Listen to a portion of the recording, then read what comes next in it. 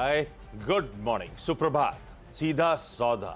इसके आज के थर्सडे एडिशन में आप सबका स्वागत है। इस शो का बेसिक आइडिया, आज के जो कारोबारी सत्र सामने खड़ा है, ट्रेडिंग सेशन सामने खड़ा है, उसके लिए कुछ चुने हुए स्टॉक्स हाईलाइट कर दिए जाए। अलग अलग रीजन से ये स्टॉक्स चुने जरूर गए हैं, लेकिन इनका मतलब ये नहीं है कि आज ट्रेड के लिए समीकरण बैठ रहे हैं। वो आप और आपका फाइनेंशियल एडवाइजर बेहतर बताएगा, लेकिन आपकी तैयारी जरूर हो जाएगी स्टॉक स्पेसिफिक अगले आधे घंटे में बढ़िया से। और आमतौर पे तैयारी कराने से पहले जरा सा पिच देखी जाती है, ये देखने के लिए कि मूड मॉल है कैसा। पिच बहुत खराब हो तो अच्छे से अच्छा बल्लेबाज खेल नहीं पाते, और मस्त हो तो गेंदबाज भी लप्पे मार देता है। इसलिए पिच की अहमियत तो आप जानते ही हो। तो पिच जो है वो बढ़िया सख्ती दिख रही है। जरा जूम इन करके ले चलिए जरा हमारी इस स्टूडियो को, वहाँ पे ये देखिए आप, ये जो नीचे दिख रही है एकदम मस्त। अब तो खैर हमारी ट्रॉफी तो पहले आ गई थी, आज एक्चुअली फ्लाइट में टीम इंडिया की ट्रॉफी आई होगी। यस, यही वाली है जो हमारे पास है। ये उसका रेप्लिका है। क्या सबको एक एक इंडिविजुअली मिलती होगी इस टाइप? नहीं, टीम ट्रॉफी होगी और बीसीसीआई के हेडक्वार्टर्स में रख दी जाएगी। तो उनके लिए भी तो कुछ होगा घर पे रखने के लिए? उनको मेडल मिले ना इंडिविजुअल सबको। तो ये ऐसा रेप्लिका बना के देते हैं सबको एक एक? नहीं हो सकता है मोमेंटो के तौर पे, हो सकता है चेक के साथ दे दें। हाँ, चेक से देना चाहिए। हाँ, हो सकता है। नहीं पता लगा आजम मैंने वर्ल्ड कप टीम का मेंबर था, कैसे पता? जाओ वहाँ देखा हो जाके। नहीं मैम, आप तो इन सबके मोबाइल पर क्लिप होगी, इंस्टेंटली दिखाएंगे, डिजिटल दिखाएंगी। तो ये कहानी है भाई साहब। पिच तो सख्त है। गिफ्ट निफ्टी 100 पॉइंट ऊपर वापस खुलने के इंडिकेशन दे रहा है। कल भी नए रिकॉर्ड उच्चतम स्तर भारतीय बाजारों में जड़े थे और आज खुलते ही नया कीर्तिमान लगा गए होंगे। तो ये पिच में जो सख्ती है, बढ़िया रन पे रन आए जा रहे हैं, ऐसे ही स्कोरिंग पिच आज भी रहेगी, ये जान लिया जाए। कैसी लग रही है? मुझे तो ऐसा लग रहा है कि अगले हफ्ते आप 25,000 जाओगे अगर रोज 100 पॉइंट बढ़े, 5 दिन में 500 पॉइंट 25,000 है, और बजट तक तो 30,000 मार दे, है ना? रोज अगर ऐसे ही 100 बस बजट बढ़िया सा निकाल दे मैडम, मजा आ जाएगा। तो पर बजट की तो तेजी हो गई लग रहा है, अब बनती जा रही है। बजट रैली क्यों नहीं बोलते उसको आप? अब बोलेंगे जी, थोड़ा अभी डेट नहीं आई तो कैसे बोलें बजट रैली? थोड़ा संकोच कर रहे ये है budget rally. Pre budget rally है ये। हाँ। लोग उससे पहले देखिए, अगर आप यूएस के क्यू लेके देखना चाहते हैं, जिसको हम लोग पिच रिपोर्ट कहते हैं, तो भैया वहाँ तो कोई दिक्कत ही नहीं है, सॉलिड रैली चल रही है। हमसे ज़्यादा वहाँ लोग उत्साहित हैं। तीनों इंडाइस को देखो आप, टेक्नोलॉजी शेयरों को देखो आप, सब बढ़िया ज़बरदस्त है। हाँ, कल एक मज़ेदार बात बताना भूल ही गया मैं आपको। सारे एनालिस्ट इतने फ्रस्ट्रेट हो गए हैं, उन्होंने कहा कि अब हम S&P का प्रेडिक्शन ही नहीं करेंगे। जान दो, जा जाना है। क्योंकि 3-4 बार गलत पड़ चुकी। 5200 दिया, 5300 दिया, 5500 दिया, हर बार गलत पड़ रहे हैं। तो उन्होंने कहा अब मैं नहीं दूंगा, और बहाना ये बनाया कि वो केवल 8-10 स्टॉक है जिनके पास 30% का वेटेज है, इसलिए वो प्रेडिक्ट करना ठीक नहीं है, रिप्रेजेंटेटिव नहीं है। अब सब बहाने बना रहे हैं कि अब मैं कुछ बोलूँगा क्योंकि हर तीसरे दिन गलत पड़ रहे हैं वो। तो मज़ेदार बात ये थी कि अब वो लोग सब हार मान चुके हैं। उनको कुछ समझ नहीं आ रहा कि ये क्यों भाग रहा है इतना मार्केट, और कल भी देखो भाग गया। तो भैया अब रेट कट की होप फिर से एक बार जाग गई है। हालांकि नहीं भी होगा ना तब भी मार्केट गिरेगा नहीं। अर्निंग्स बहुत तेज़ है वहाँ की। तो वहाँ के क्यूज़, अपने यहाँ के क्यूज़, और आज तो सेलिब्रेशन डे है। तो ये 100 पॉइंट जो आपको दिख रहा है, ये मुझे को जस्टिफाइड लग रहा है, और इससे ऊपर भी जा सकता है। लीजिए भाई, सब बढ़िया है। और वैसे 25,000 हमारे भी अपने क्वार्टरली अपडेट बुरे नहीं आ रहे, लार्जली अपने भी अच्छे ही आ रहे हैं। अपना अमेरिका इंक अच्छा कर रहा है तो इंडिया इंक पीछे नहीं है। यस, हम भी कहीं ना कहीं वैल्यूएशन जस्टिफाई कर ही रहे हैं, ऐसा लग रहा है। अभी आएगा रिजल्ट दिन, तब क्लैरिटी और आ जाएगी। लेकिन बढ़िया है, समीकरण बढ़िया चल रहे हैं, ग्लोबल पिच बढ़िया है। अपना कोई ना कोई सेक्टर, स्टॉक, दिग्गज, हैवी वेट आ ही जाता है बाजार की मदद करने के लिए, और वो मोमेंटम कंटिन्यू कर रहा है। स्टॉक सिर्फ किसी ना किसी रीजन से ले रहा हूं, आप उसको ध्यान रखिएगा। इस पे ट्रेड वेट के लिहाज से कुछ सारे क्वार्टर अपडेट्स आए, तो पहले बनता है कि उनको मेंशन करूं। रख तो दे रहा हूं हरे और लाल के बीच में, लेकिन प्री पोजिशनिंग भी होती है, ध्यान रखिएगा। L&T फाइनेंस तो वैसे आजकल अच्छा लगने लगा है। अच्छा इसलिए लगने लगा है कि जब वो, वैसे तो सालों सबसे ज्यादा रुलाने वाला NBFC था ये, कितना, और इस तरह कितनी बार चर्चा करी थी, किस तरह का ब्रांड नेम जुड़ा हुआ है, और उसके साथ साथ उसी उम्मीद में आप सब घुसे हुए हैं, और वो स्टॉक ने परफॉर्म नहीं करा। अब करा तो उन लेवल से डबल होके खड़ा हो गया सामने। और हाल फिलहाल में वो लास्ट ट्रेड हुआ था मेरे ख्याल से 170 के जोन्स पे, मुझे ऐसे ही एग्जैक्ट आंकड़ा नहीं याद है, 170 के आसपास वो लास्ट ट्रेड प्ले आउट हुआ था। जिसमें मेरे ख्याल से बेन ने या किसी ने माल छोड़ा था और मार्की इन्वेस्टर्स चेक इन करे थे और खुद इसके पेरेंट लार्सन एंड टूब्रो ने माल उठाया था। तो वो सब देखते थोड़ा सा कन्विक्शन बढ़ा था। खैर वो 170 वाला धीरे धीरे इंचअप तो कर गया है, लेकिन ऐसा कुछ खास रन अवे मूव नहीं आया है।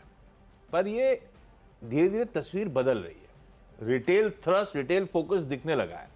आज सुबह प्रोड्यूसर साहब ने इससे पिछले शो में हेडलाइन में मेंशन करा था, रिटेलाइजेशन जो है वो 82% से बढ़ के 95% हो गया साल दर साल। रिटेल डिसबर्समेंट्स 33% का जंप दिखा रहे हैं, रिटेल लोन बुक 31% उछाल दिखा रही है।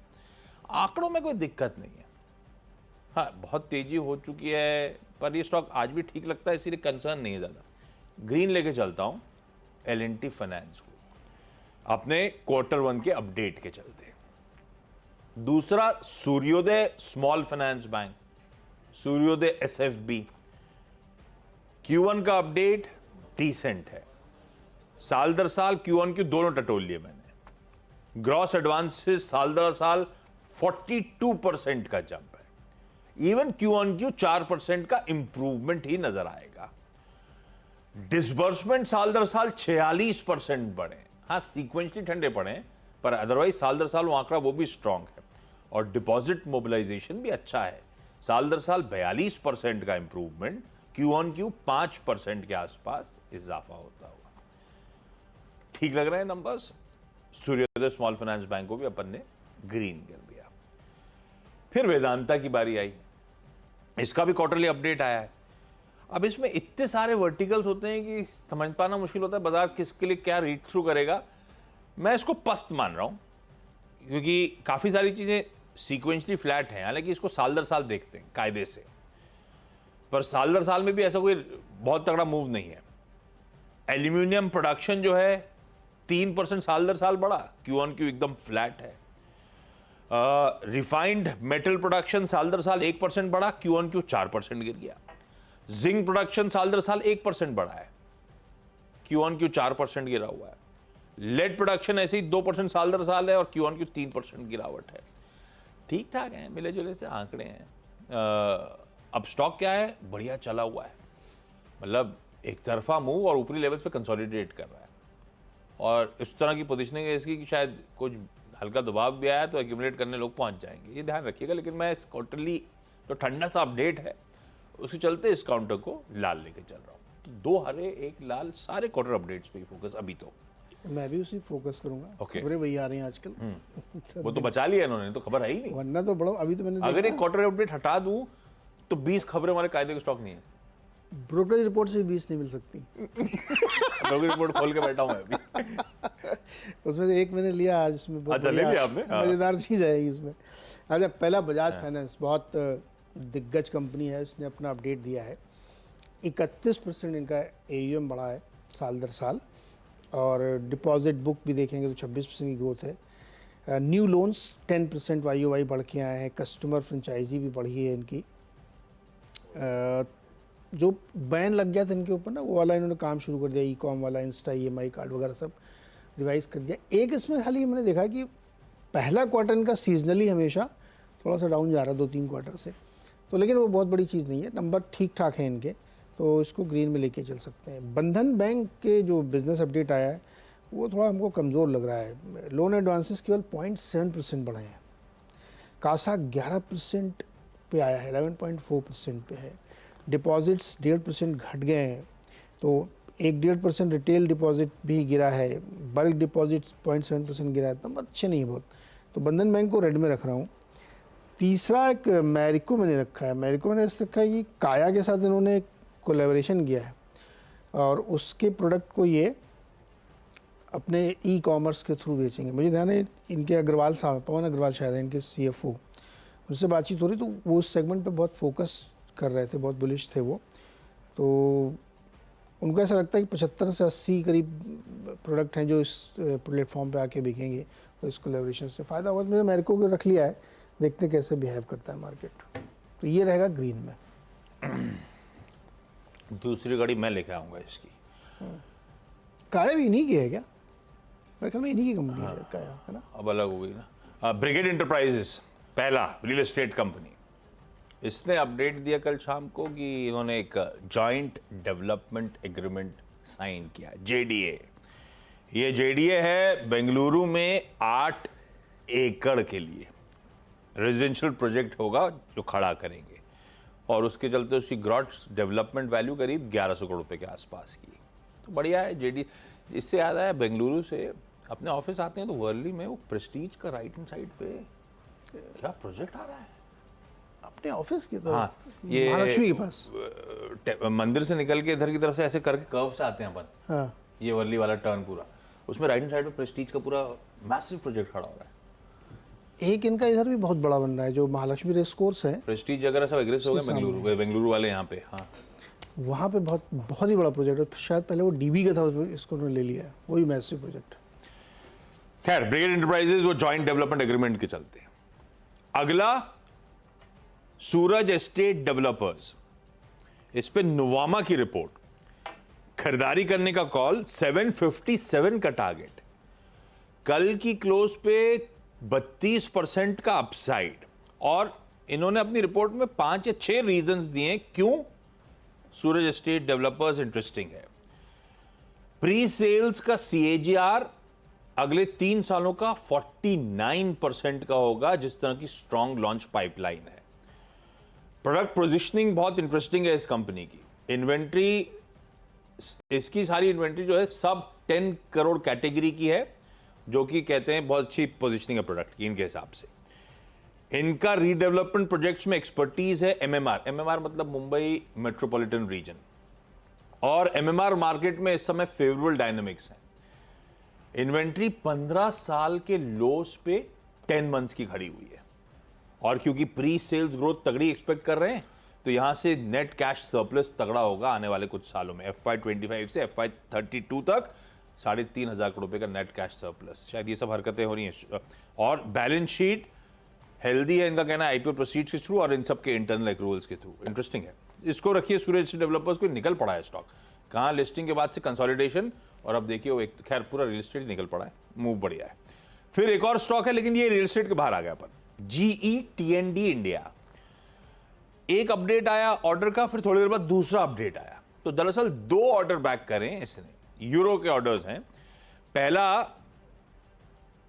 कंपनी एक ही है, मेरे ख्याल से अलग अलग आर्म्स हैं। ग्रिड सॉल्यूशंस मिडिल ईस्ट से दुबई में ऑर्डर आया 26 मिलियन यूरोज का।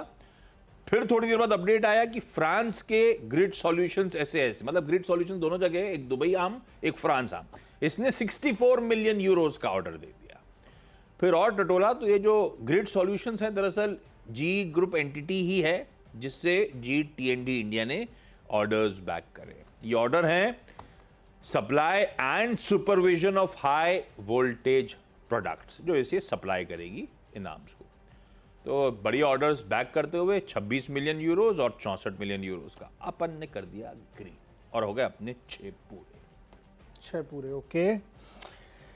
चौथा है ITD सीमेंटेशन, और इसमें अभी हर्षदा जी ने खबर बताई कि इसके जो इटालियन थाई प्रमोटर हैं वो अपना हिस्सा बेचना चाहते हैं, लेकिन उन्होंने भी कहा कि बहुत शुरुआती भी कुछ तय नहीं किया है। तो फिर बता क्यों रहे?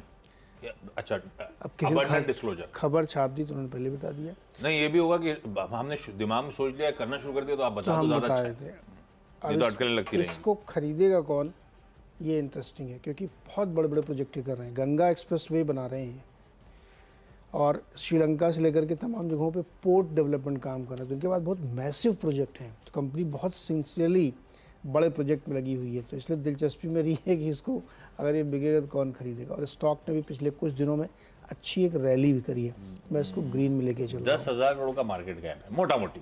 हाँ, तो मतलब उस हिसाब से, और प्रमोटर्स का इसमें है 45% 46% हिस्सा, 4,500 करोड़ रुपए। 4-5 हज़ार करोड़ है। तो मतलब बड़े बड़े लोग आजकल हम भारत में पीनट है उनके लिए। हाँ, ये बात तो है, बड़े एक लोग तो झटके हैं। में ऐसे ही अब चेक peanut काट है कि नहीं पता ये नहीं। लो, हाँ, तो अरे 50-50 हज़ार करोड़ की डीले हो रही हैं, तो ये लो वही चेक काट दिया, 5,000 करोड़ ले जाओ। पता नहीं, अमीर लोगों का देश है ये। 5वां स्टॉक है आवास फाइनेंशियर्स, और इसमें एक मनी कंट्रोल हमारे सहयोगी वेबसाइट वाले हैं, उन्होंने खबर छापी केदारा कैपिटल और पार्टनर्स ग्रुप इसमें से एग्जिट लेना चाहते हैं कम्प्लीटली। अभी कुछ दिन पहले भी उन्होंने कुछ बेचा था, तो इसको मैं रेड में रख रहा हूँ, क्योंकि केदारा वगैरह का जो ना काफ़ी वैल्यू इन्वेस्टर मानता हूँ मैं उनको, बहुत पैसा बना के निकलते हैं वो। हो सकता है उन्होंने आपको लग रहा हो कि अब नहीं बनेगा इसमें बहुत पैसा, तो इसलिए मैं इसको रेड में रख के चल रहा हूँ आवास फाइनेंस में। देखते हैं आगे क्या होता है, खाली आप रडार पे लगा के चलिए इसको। छठवां स्टॉक है हटको। हटको मैंने ग्रीन में रखा है इसलिए कि आज एक बिजनेस स्टैंडर्ड में या बहुत सारे अखबारों में खबर छपी हुई है कि सरकार जो बजट आने वाला है उसमें रूरल हाउसिंग के लिए 50% तक की सब्सिडी प्लान कर रही है।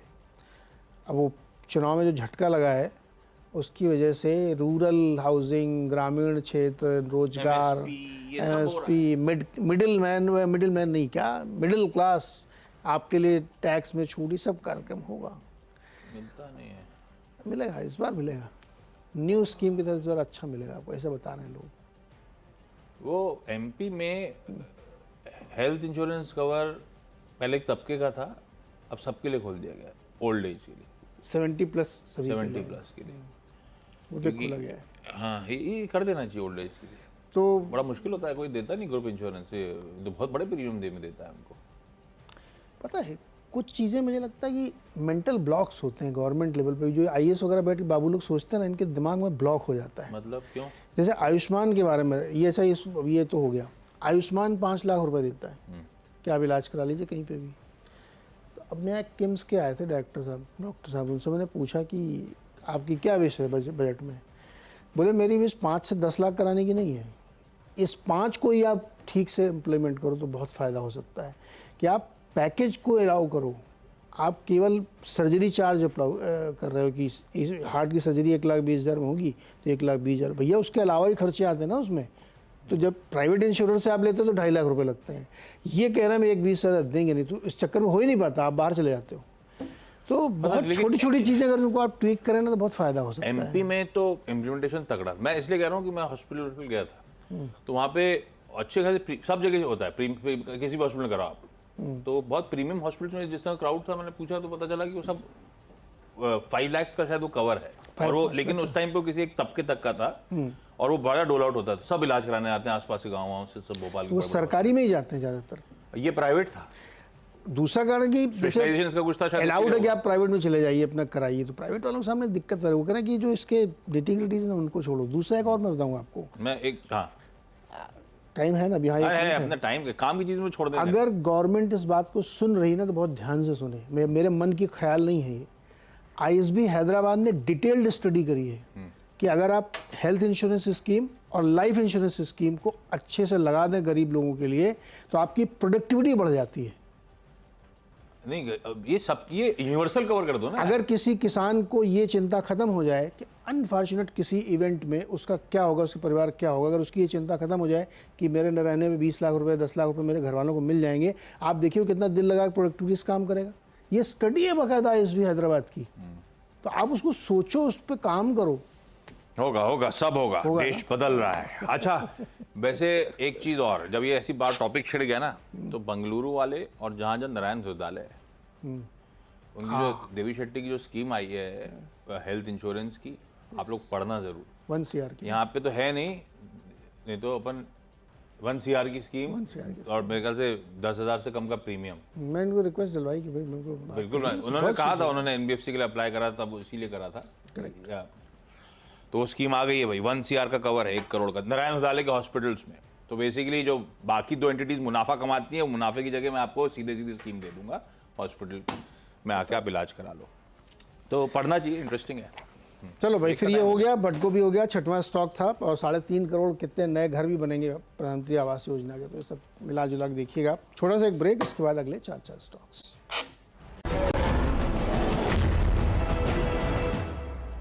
स्वागत एक बार फिर से आपका। और अगले जो 4 स्टॉक्स में उसमें 7 और 8 नंबर के स्टॉक एक ही खबर पे हैं, जेके टायर, अपोलो टायर लीजिएगा। दरअसल एक खबर छपी हुई है, भी आप पढ़िए अखबारों में, आत्मा ऑटोमोटिव टायर मैन्युफैक्चरर्स एसोसिएशन, बोलो ना आप यार।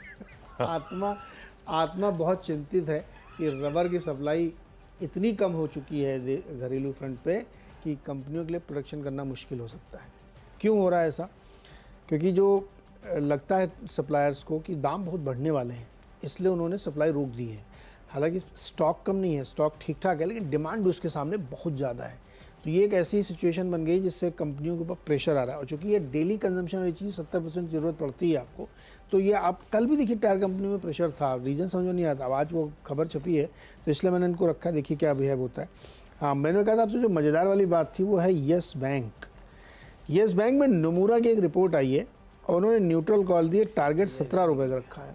उनका कहना है कि Q1 अपडेट जो है काफ़ी म्यूटेड है, लोन ग्रोथ उतनी अच्छी नहीं है, डिपॉजिट सीक्वेंसली कमज़ोर हो रहे हैं, तो उन्होंने इसका टारगेट 17 रुपये तक दे दिया है।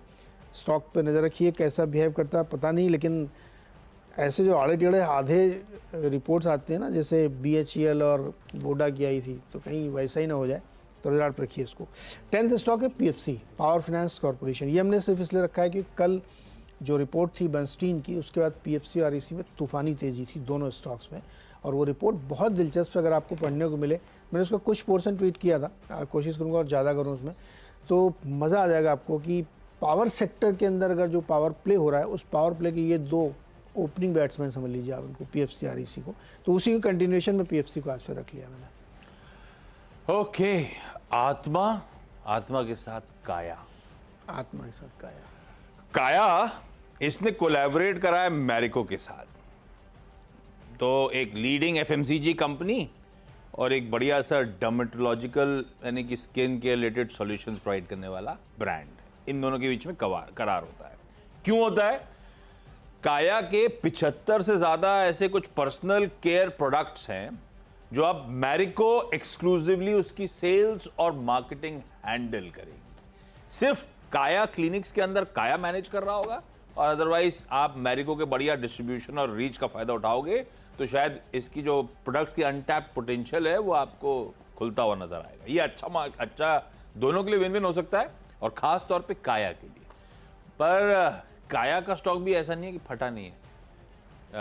कल भी इंट्राडे में, कल तो क्या पिछले हफ्ते 10 दिन का दिखाई, तो काया चला हुआ स्टॉक है वैसे, लेकिन ठीक है, बढ़िया कोलैबोरेशन है। कल शाम को अपडेट आया, इसको मैंने ग्रीन रखा है, अपन वॉच आउट करेंगे। 2 लार्ज ट्रेड्स प्ले आउट हुए थे, दोनों को मेंशन करता हूं।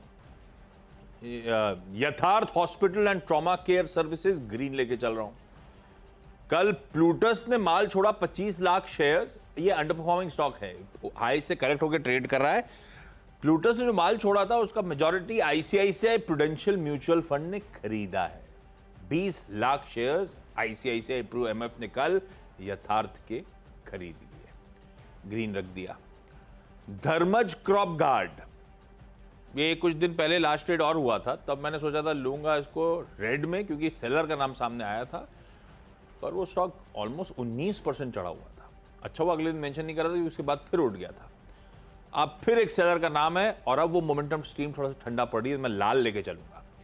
कल इसमें अपडेट आया, इलारा इंडिया अपॉर्चुनिटीज फंड ने भी 2 लाख शेयर्स बेच दिए 305 के भाव के आसपास। और फाइनली सेलिब्रेशन का समय था, टीम इंडिया पहुंच गई है, मुंबई में आएंगे, ग्राउंड राउंड पे जाएंगे, कुछ तो करेंगे। यस, तो अपन ने क्या करा, सूला विन्यार्ड रख दिया ग्रीन में। ये अंडर परफॉर्मिंग स्टॉक है, प्रमोटर्स माल छोड़ रहे हैं, लेकिन कोई रीजन नहीं है कि आज चले। लेकिन फिर मैंने सोचा स्पार्कलिंग वाइन किसकी, इन्हीं की है, बोतल हिलाने का, तो शैंपेन की जगह सब्स्टिट्यूट है स्पार्कलिंग वाइन। सूला के पास है सेलिब्रेशन के लिए, जो कहते हैं सिट्रसी, डिलीशियस और वर्सेटाइल है। वाह। सूला विन्यार्ड ग्रीन, कोई रीजन नहीं है, सिर्फ सेलिब्रेशन के नाम पे रख दिया है, लेकिन कल ही सुबह मेंशन करते हैं प्रमोटर्स ने माल छोड़ा, ये ध्यान रखिएगा। तो ऐसी ग्रीन है, पर पिटा हुआ स्टॉक है बढ़िया प्रीमियमाइजेशन का प्ले। देखते हैं कब सुधरेगा लोअर लेवल से। ब्रेक ले लिया जाए, ब्रेक के उस पार जब लौटेंगे तो टीम का quick wrap up.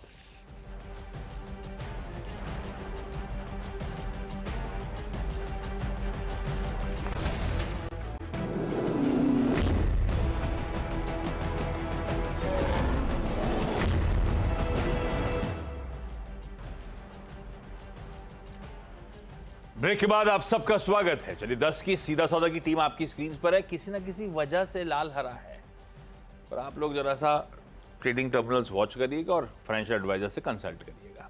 Quarter 1 updates आ रहे हैं भाई, तो L&T फाइनेंस होल्डिंग तो रहा नहीं अब, L&T फाइनेंस और सूर्योदय स्मॉल फाइनेंस बैंक ग्रीन करे। वेदांता का पस सा लग रहा था, अच्छे मूव्स के बाद कंसोलिडेट कर रहा है, लाल रख दिया।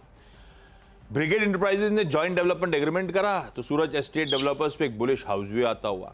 GE T&D इंडिया ने ऑर्डर्स बैक करे, काया ने मैरिको के साथ मार्केटिंग डिस्ट्रीब्यूशन का बढ़िया सा टाई अप करा, यथार्थ में एक फंड ने चेक इन करा, ICICI प्रूडेंशियल ने, धर्मज क्रॉप गार्ड में एक फंड ने बिकवाली कर रखी है, खूब चला हुआ स्टॉक है। और सूला अपमूव लाइकली नहीं है, मैंने कहा था सेलिब्रेशन का मूड इसके रखे, अपमूव का तो आइडिया नहीं, क्योंकि ये स्टॉक बहुत ठंडा पड़ा हुआ है, बियर ग्रिप टाइप लग रहा है, तो अपन से वॉच करेंगे फन के लिए सूला विनयार्ड। ओके और बिजनेस अपडेट कई सारे आए, तो उसमें से बजाज फाइनेंस का काफ़ी अच्छा बिजनेस अपडेट है, बहुत शानदार ग्रोथ 10% की देखने को मिली है, लेकिन बंधन बैंक उसी के सामने कमज़ोर है। मैरिको ने टाई अप किया है काया के साथ कि उनके प्रोडक्ट अपने प्लेटफॉर्म पे बेचेगा। IDD सेमेंटेशन में खबरें आ रही हैं कि शायद प्रमोटर अब एग्जिट लेना चाहते हैं। आवास फाइनेंशियल्स में भी केदारा कैपिटल वगैरह पूरी तरीके से एग्जिट की खबरें छप रही हैं। हटको इसलिए क्योंकि बजट एक्सपेक्टेशंस और खबरें आज छपी हुई हैं कि 50% तक रूरल हाउसिंग में सब्सिडी दी जा सकती है। JK टायर अपोलो टायर इसलिए क्योंकि रबर सप्लाई डोमेस्टिक फ्रंट पे काफ़ी टाइट हो गई, तो प्रोडक्शन काफ़ी मुश्किल में जा रहा है। यस बैंक पे नमूरा की एक न्यूट्रल कॉल है, 17 रुपये का लक्ष्य हो गया है। और PFC कंटिन्यूएशन में कल शानदार मूव है, आज भी लगता है आज भी मूव होना चाहिए।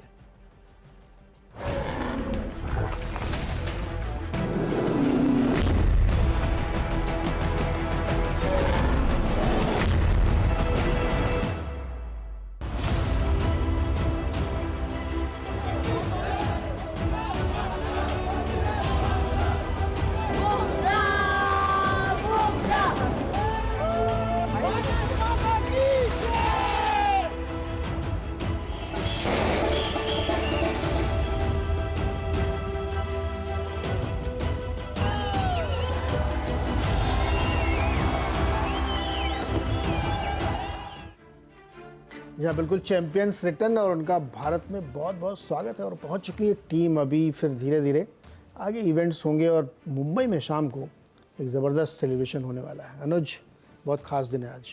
Good morning Neeraj ji, good morning Good आशीष। morning. बिल्कुल बहुत खास दिन है और इसके लिए जरा दो लाइनें टीम इंडिया के लिए। जिसे कहते हैं कि क्योंकि रोहित शर्मा ने जब वर्ल्ड कप जीता था तो उस दिन वो पिच की उन्होंने मिट्टी खाई थी, तो वो तो ठीक है, वो बारबेडोस की मिट्टी थी, वहाँ की मिट्टी थी। अब वतन में आए हैं तो यहाँ की मिट्टी का एक अलग ही मज़ा है। तो खुदा से भी बढ़कर हो जुनूने इबादत वतन का, जिसके सजदे में सर झुके तो हो वतन की मिट्टी। तमन्ना यही रहती है फतेह हो हर मैदान जंग, जब जब तिरंगा लहराए तो हो वतन की मिट्टी। अपने देश में आकर एक अलग ही फीलिंग आती है और वो ट्रॉफी फाइनली अपने देश वापस आई। वो विजुअल्स ज़रा वापस दिखाइए एक बार। आई थिंक वो मैं देख रहा था जब वो प्लेन से बाहर आ रहे थे, वो सारे विजुअल्स हैं क्या, विजुअल्स सुबह वाले विजुअल्स जो हैं। हाँ, तो और आज शाम को ओपन बस परेड भी होगी मरीन ड्राइव पर।